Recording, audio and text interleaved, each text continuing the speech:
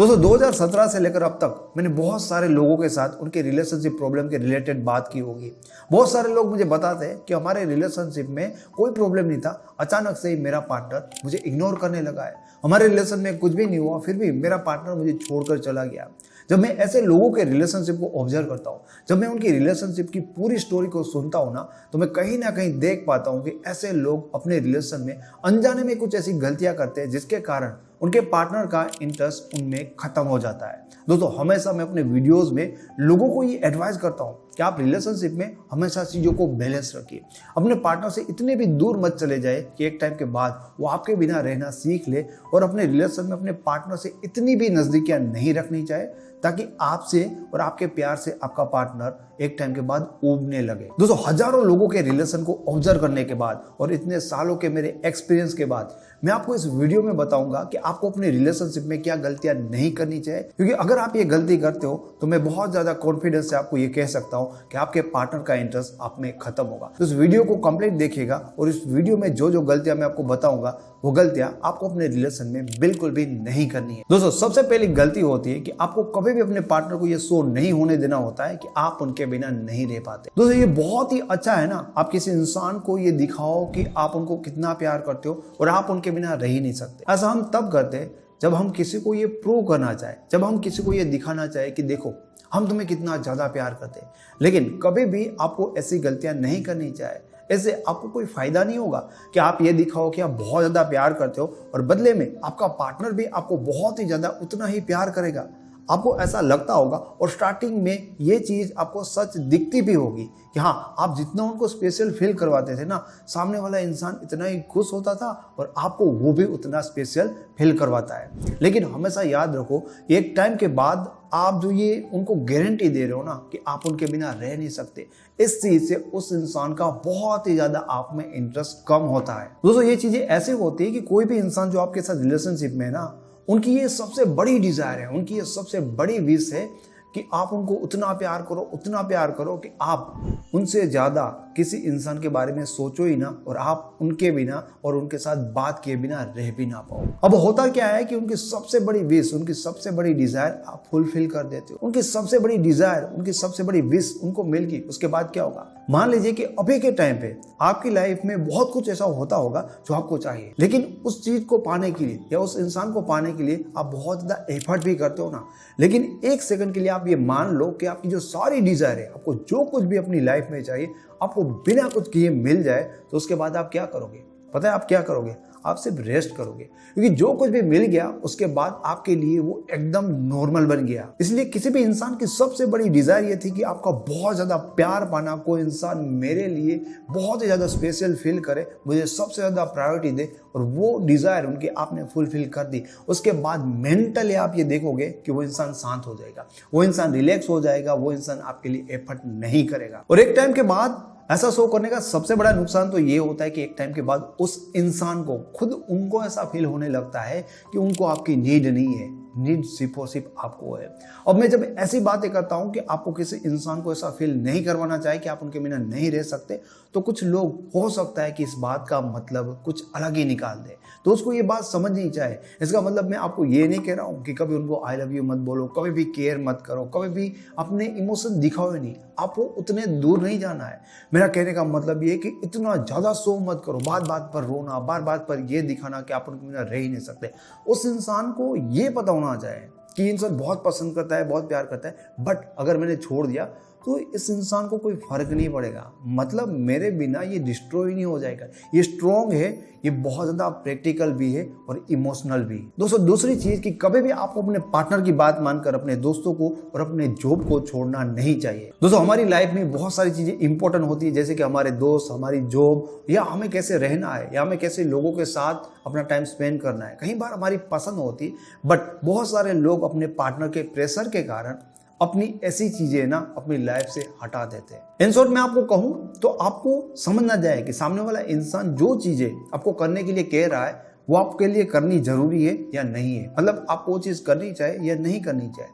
किसी भी प्रेशर में आए बिना आप लॉजिकली सोचो, उनकी बात को आंखें बंद करके फॉलो कभी भी मत करना। अगर आप एक ऐसे इंसान हो जो सामने वाले इंसान की बात को मानते जाते हो, अगर आपका पार्टनर आपको ये कहता है कि तू मेरी बात नहीं मानेगा तो मैं तुझे छोड़ दूंगा, तो आपको वहां पर स्टैंड ले लेना चाहिए। अगर वो चीज गलत है तो, अगर छोटी सी बात है तो उसमें कोई आपको प्रॉब्लम नहीं होना चाहिए।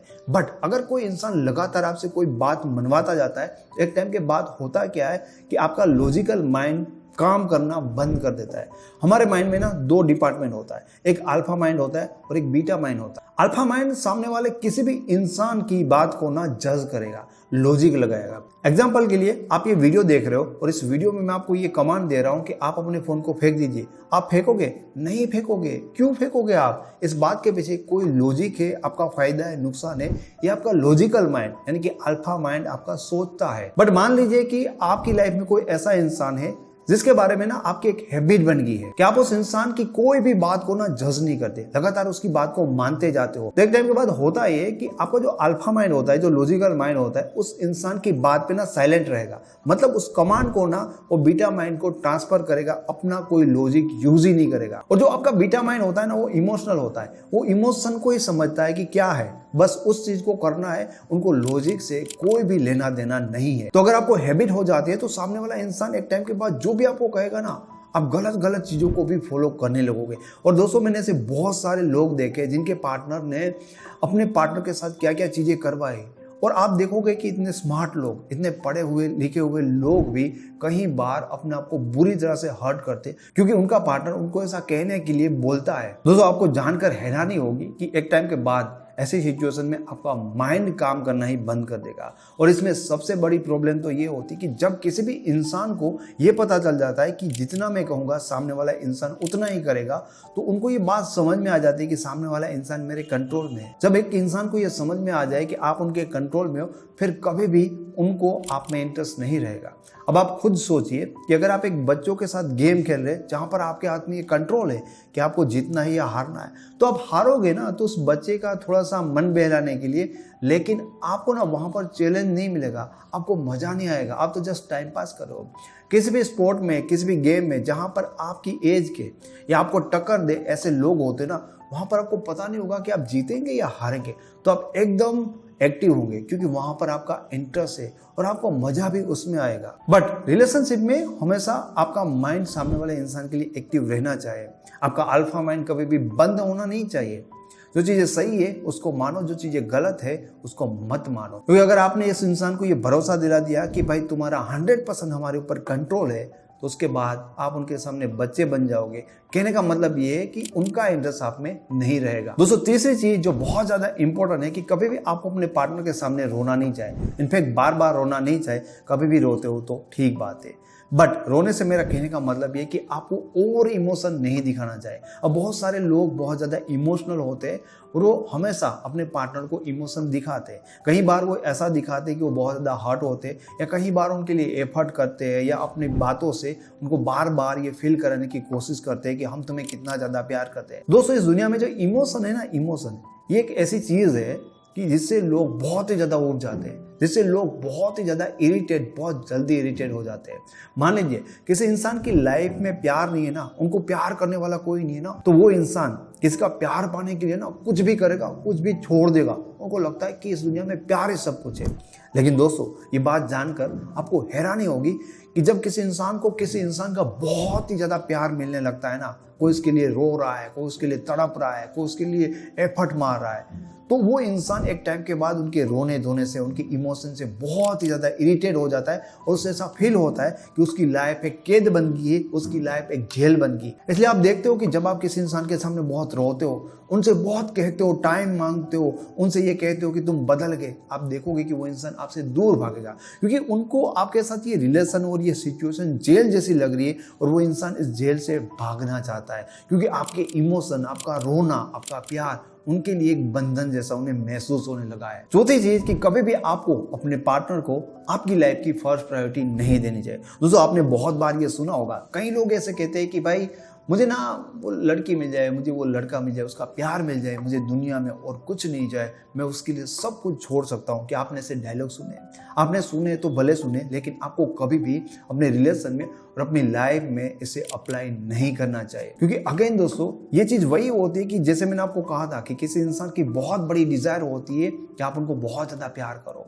अब एक लड़के के साथ मेरी बात हुई थी, वो खुद मुझे ये बता रहा था कि मैंने ये जो जॉब पाई है ना, बहुत स्ट्रगल करके ये जॉब पाई, लेकिन अगर मेरी गर्लफ्रेंड मुझे मिल जाए ना तो उसके लिए मैं ये जॉब भी छोड़ सकता हूँ। मुझे बहुत ज़्यादा शॉकिंग ये बात लगी कि लोग ऐसा कर सकता है। लेकिन टाइम के साथ एक्सपीरियंस, जब मैं लोगों से मिलता गया, बातें करता गया, उनके रिलेशन को ऑब्जर्व करता गया, तब मुझे ये बात बहुत ही मामूली और छोटी लगी कि लोग तो ऐसा बहुत ज़्यादा करते हैं। जब आप किसी भी इंसान को ये प्रायोरिटी देते हो कि भाई हमारी लाइफ में हमारा काम, हमारी फैमिली, हमारी हॉबीज़, हमारे शौक, हमारी पर्सनल लाइफ, सब कुछ बाद में, उन सबकी कोई वैल्यू नहीं है। सबसे ज़्यादा इंपॉर्टेंट तुम हो भाई, तुम लाइफ में हो तो हमारी जान में जान है। ऐसा कभी भी नहीं होना चाहिए। आपकी हैप्पीनेस किसी इंसान में इतनी ज़्यादा नहीं होनी चाहिए कि वो इंसान आपकी लाइफ में है, बाकी कुछ नहीं है। आप ऐसा फील करवा के किसी भी इंसान को इतना ज़्यादा स्पेशल फील करवा देते, उसके बाद वो इंसान अपना इंपॉर्टेंस अपनी माइंड में कुछ ज़्यादा ही समझने लगता है। इसमें कोई प्रॉब्लम नहीं है, लेकिन कहीं ना कहीं उनको ऐसा लगता है कि आपका कोई इंपॉर्टेंस नहीं है, क्योंकि वो देखता होता है कि आप अपना काम छोड़कर उनको प्रायोरिटी दे रहे हो, आप उनके लिए क्या क्या चीज़ें लेट गो कर रहे हो, आप उनकी बातों को मानकर अपनी चीज़ों को कितना खराब कर रहे हो। तो उनका ऐसा महसूस होने लगता है कहीं ना कहीं आपकी इन हरकतों से कि आप अपनी रियल लाइफ में कुछ हो ही नहीं और वो तो कुछ बहुत ही ज़्यादा सुप्रीम है। आपका पार्टनर डेफिनेटली ये चाहता है कि आपकी लाइफ में उनको पहली प्रायोरिटी मिले, बट मैंने से बहुत सारे लोग देखे जो बहुत ज़्यादा एक्साइटेड होता है अपने काम में, अपने शौकों में, वो सारी चीज़ों की रिस्पेक्ट करते हैं, अपने पार्टनर की भी रिस्पेक्ट करते हैं, लेकिन वो सबसे ज़्यादा फर्स्ट प्रायोरिटी अपने काम को देते हैं। तब उनके पार्टनर के अंदर ना एक हलबली होती है कि यार वो इंसान सबसे ज़्यादा प्रायोरिटी मुझे दे, सबसे पहले मेरे बारे में सोचे। लेकिन जब लोग अपने पार्टनर के लिए सब कुछ छोड़ देते ना, मैंने से बहुत सारे लोग देखे कि ऐसे लोगों के पार्टनर भी उनको एक टाइम के बाद छोड़ देते।